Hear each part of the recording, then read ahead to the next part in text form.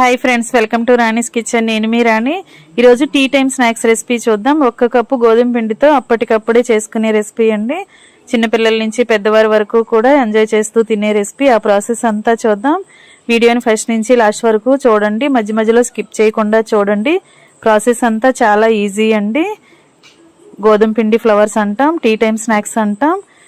పిల్లలకి చాలా చాలా ఇష్టమైన రెసిపీ. అలాగే ఛానల్ని ఫస్ట్ టైం చూస్తున్న వారు సబ్స్క్రైబ్ చేసుకుని పక్కనే ఉన్న బెల్ బటన్ని క్లిక్ చేయండి. నేను పెట్టబోయే రెసిపీస్ అన్నీ మీ ఫోన్కి నోటిఫికేషన్కి వస్తాయి. ఓపెన్ చేసి చూడండి. సింపుల్ ప్రాసెస్తో తక్కువ ఇంగ్రీడియంట్స్తో చేసుకునే రెసిపీస్ని పోస్ట్ చేస్తాను. మీ అందరికీ కూడా రెసిపీస్ అనేవి నచ్చేలా ఉంటాయి. అలాగే క్రిస్పీగా టేస్టీగా చేసుకునే రెసిపీస్ అండి. చిన్నపిల్లలే కాకుండా పెద్దవారు కూడా ఎంజాయ్ చేస్తూ తినొచ్చు.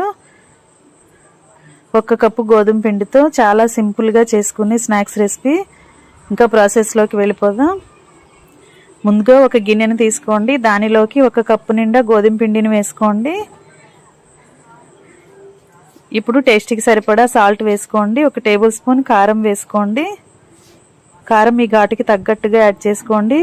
1/2 టీ స్పూన్ పసుపు కూడా వేసుకుని, చిల్లీ ఫ్లేక్స్ అండి, ఎండుమిర్చిని బాగా డ్రై రోస్ట్ చేసుకుని మిక్సీ పట్టుకున్న పౌడర్ని 1 టేబుల్ స్పూన్ వేసుకుని, 1 అర టీ స్పూన్ వాము వేసుకోండి. 1 టీ స్పూన్ చియా సీడ్స్ వేసుకోండి. 1 టీ స్పూన్ తెల్ల నువ్వులు వేసుకోండి. ఇవన్నీ కూడా పిండిలో కలిసేంత వరకు బాగా కలపండి. 1 టీ స్పూన్ కసూరి మేతి కూడా వేసుకోండి. టేస్ట్ బాగుంటుంది. ఉంటే వేసుకోండి, లేదంటే స్కిప్ చేసేయచ్చు.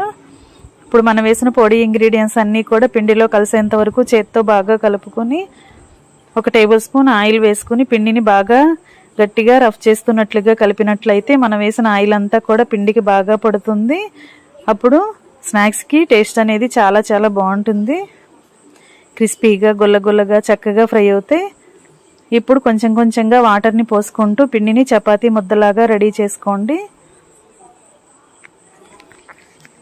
మరీ గట్టిగా కాకుండా మరీ సాఫ్ట్గా కాకుండా కరెక్ట్గా కలుపుకొని రెడీ చేసుకోండి.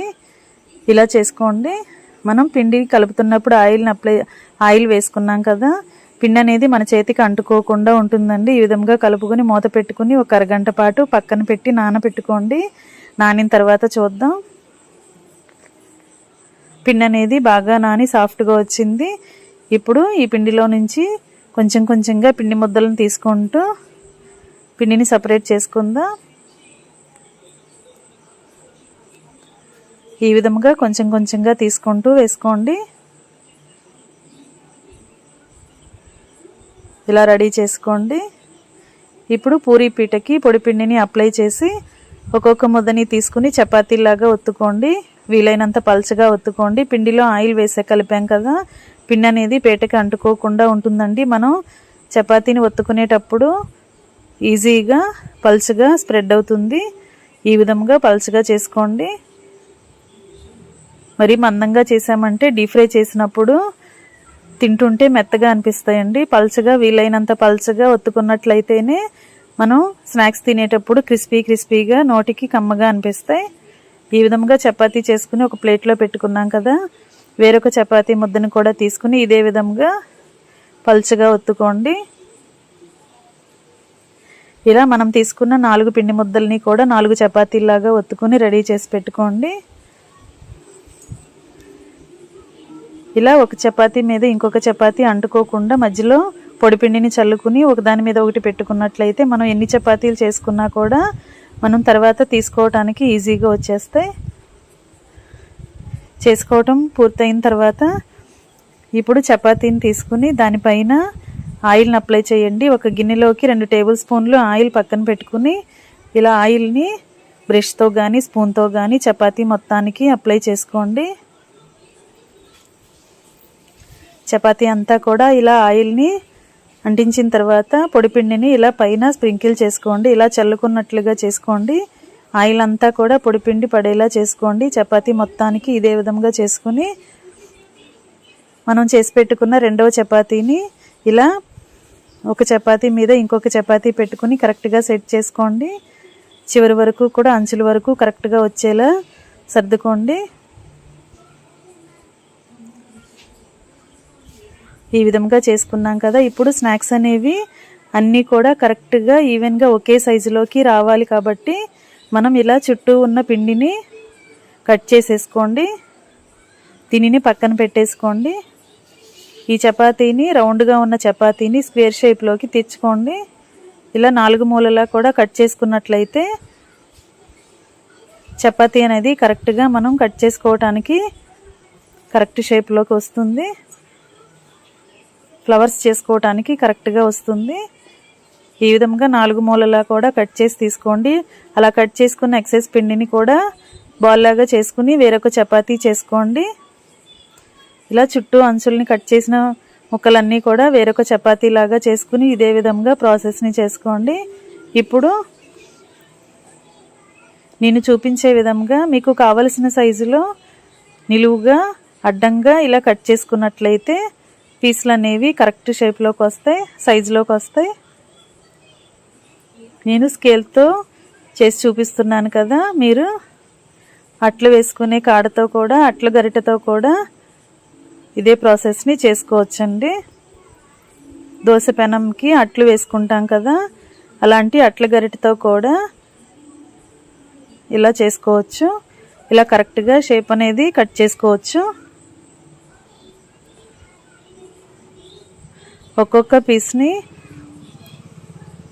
సమానంగా అన్ని పీసులు కూడా ఒకేలా వచ్చేలా ఇలా సమానంగా కట్ చేసి తీసుకున్నామంటే మనం చేసుకోబోయే ఫ్లవర్స్ అన్నీ కూడా ఒకే సైజులోకి వస్తాయి. అప్పుడు డీప్ ఫ్రై చేస్తున్నప్పుడు అన్నీ కరెక్ట్గా ఫ్రై అవుతాయి. ఇలా చేసుకుని కట్ చేసుకున్న తర్వాత కట్ చేసుకున్న ఒక్కొక్క పీస్ని తీసుకుని ఇలా 2 అంచుల్ని ముందుకి 2 అంచుల్ని వెనక్కి అంటించండి. ఫ్లవర్ షేప్ అనేది రెడీ అయిపోతుంది.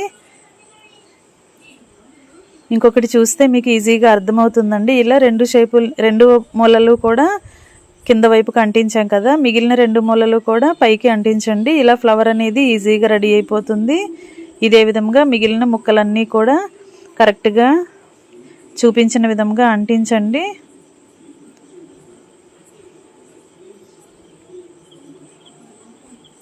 ఈ ప్రాసెస్ అనేది చాలా సింపుల్ అండి, అప్పటికప్పుడే చేసుకోవచ్చు. కొత్తగా వంట నేర్చుకునే పిల్లలైనా కూడా ఈజీగా 1 కప్పు గోధుమ పిండితో అప్పటికప్పుడే చేసుకునే టీ టైం స్నాక్స్ రెసిపీ. చిన్నపిల్లలు పెద్దవారు అందరూ ఎంజాయ్ చేస్తూ తినే రెసిపీ అండి. ఇలా మొత్తం అన్నీ కూడా మనం కట్ చేసి తీసుకున్న పీసులన్నీ కూడా ఒక్కొక్క పీస్ని ఒక్కొక్క ఫ్లవర్ లాగా ఇలా మడత పెట్టి అంటించుకోండి.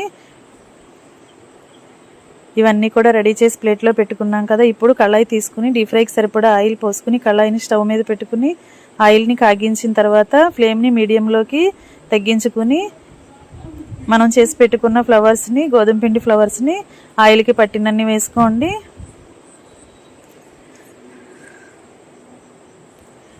ఇలా వేసుకున్న తర్వాత గరిటెతో మొత్తం అన్నీ కూడా అటు ఇటు కలుపుతూ డీప్ ఫ్రై చేసుకున్నామంటే లోపల వరకు కూడా బాగా క్రిస్పీగా ఫ్రై అవుతాయి. ఇలా కరెక్ట్గా ఫ్రై అయిన తర్వాత ఆయిల్ నుండి తీసేసుకోండి.